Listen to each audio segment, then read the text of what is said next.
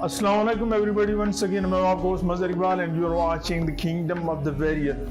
दोस्तों आज की वीडियो जो क़याम पाकिस्तान के ऊपर छठी किस्त है, आज की इस वीडियो में हम मिसाक के लिखनों के ऊपर या लिखनऊ मुआहदे के ऊपर बात करेंगे।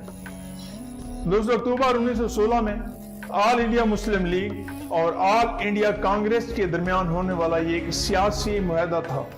दोस्तों गैर मुनक़सिम हिंदुस्तान की सियासी तारीख में मुआहदा लिखनऊ को इसलिए अहमियत हासिल है कि ये मुआहदा ऑल इंडिया मुस्लिम लीग और ऑल इंडिया कांग्रेस के दरमियान पहला और आखिरी समझौता था।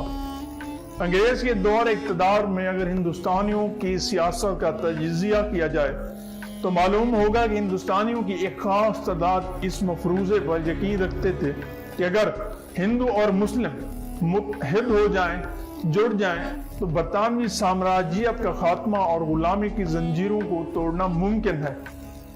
मुख्तलिफ रहनुमाओं ने मुख्तलिफ औकात में इस नजरिए को अमली जामिया पहनाने की कोशिश भी की है, लेकिन कोई फायदा ना हो सका। दोस्तों हिंदुस्तान की तारीख में मुआहदा लिखनऊ को एक अहम सियासी दस्तावेज़ात करार दिया जा सकता है। इसके तहत ऑल इंडिया कांग्रेस और ऑल इंडिया मुस्लिम लीग के रहनुमाओं ने न सिर्फ एक दूसरे के मौक़िफ़ के जानने और बर्दाश्त करने की कोशिश की है, बल्कि उन्होंने अपने रवैयों में भी खासी लचक का मुजाहरा कर दिया। इस मुआहदे की रूह से जिन नुकात पर इत्तफाक़ राय किया गया उनमें तफसील कुछ यूँ है। नंबर 1, कांग्रेस ने मुस्लिम लीग का मुतालबा बराए जुदागाना इंतखाबात तस्लीम कर लिया। उन्होंने मान लिया कि जुदागाना जो इंतखाबात का तरीका है वो राइज किया जाएगा। नंबर 2, मरकजी कानून साज असम्बली में मुसलमानों के लिए 1/3 नशिस्तें मखसूस करने से भी कांग्रेस ने इत्तफाक कर लिया। उन्होंने कहा था कि 1/3 नशिस्तें मुसलमानों के लिए मुकर्रर। नंबर 3, हिंदू को पंजाब और बंगाल में तवाज़ुन बख्शा गया कि हिंदू की वहाँ पर अथॉरिटी यूँ समझ लें। इन सूबों में हिंदू नशिस्तों में इजाफे के साथ मुस्लिम लीग ने इत्तफाक कर लिया। उन्होंने हिंदू की ये बात मान ली। नंबर 4, जिन जिन सूबों में मुसलमानों की अक्सरियत नहीं थी वहाँ मुस्लिम नशिस्तों में इजाफा कर दिया गया, यानी जिन रियासतों में मुसलमान अक़लियत के तौर पर थे वहाँ मुसलमानों की आबादी के मुनासबत से नशिस्तों का तयन कर दिया गया।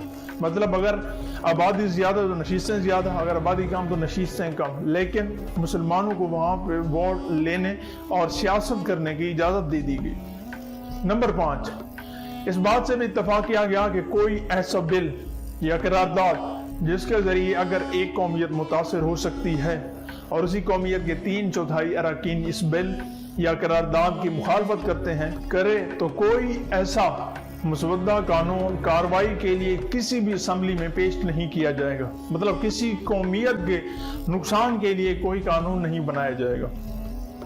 दोस्तों ये थे वो चंद चीज़ें, ये थे वो नुकात जो मुआहदा लिखनऊ के वक्त पेश नज़र थे। अब थोड़ा सा इनके ऊपर तबसरा कर लेते हैं। दोस्तों मुआहदा लिखनऊ अंग्रेज की पॉलिसी डिवाइड एंड रूल के खिलाफ एक मुस्तर और बेहतरीन हिकमत अमली थी।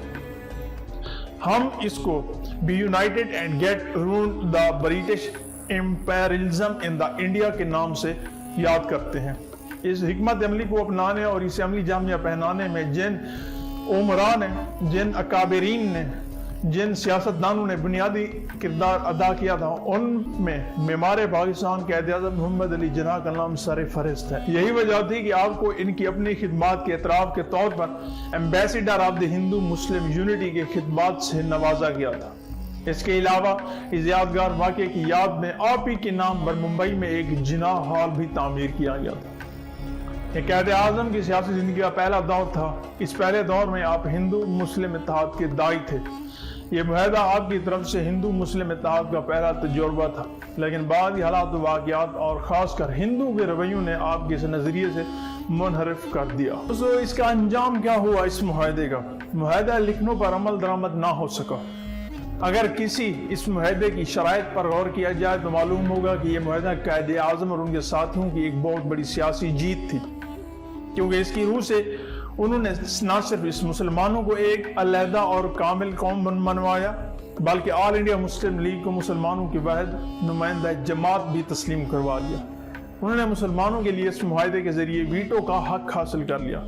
वो बिलाशुबा उनकी बेहतरीन मफाद में था, क्योंकि इसके ज़रिए वो हर एक बिल को वीटो कर सकते थे जो उनके मजहब, सकाफत या रिवायत पर असरअंदाज हो सकता था। لیکن حقیقت یہ ہے کہ اس معاہدے کی روح سے ہندو کی کوشش یہ تھی کہ کسی طریقے سے مسلمان اور انگریزوں کے درمیان نفاق کے بیج بو دیے جائیں، مطلب نفرت کی۔ ان کے خیال میں اس کا جو بھی نتیجہ برآمد ہوگا وہ ہندو کے مفادات میں ہوگا۔ لیکن جب پہلی جنگ عظیم کے بعد حالات تبدیل ہو گئے، تحریک ہجرت اور تحریک خلافت کے ذریعے انگریز اور مسلمانوں کے درمیان میں براہ راست تصادم کا آغاز ہوا، تو اس صورت حال میں ہندو کے لیے معاہدہ لکھنؤ کی اہمیت ختم ہو گئی۔ اس لیے کانگریس قیادت نے اس معاہدے کو پس سے پوچھ ڈال دیا اور یہ میثاق لکھنؤ ختم ہو گیا تھا۔ نہیں، ختم اس لیے ہوا کہ اس میں ٹوٹل مسلمانوں کا ہی فائدہ تھا۔ دوستو، امید کرتا ہوں کہ آج کی ویڈیو آپ کو اچھی لگی ہوگی، پسند آئی ہوگی۔ اگر آج کی ویڈیو آپ کو اچھی لگی تو ہمارے چینل کو سبسکرائب کر دیں، ساتھ میں بیل آئیکن کو بھی پریس کر دیں۔ ملتے ہیں ایک نئی ویڈیو میں، تب تک کے لیے اجازت دیجیے۔ اللہ حافظ۔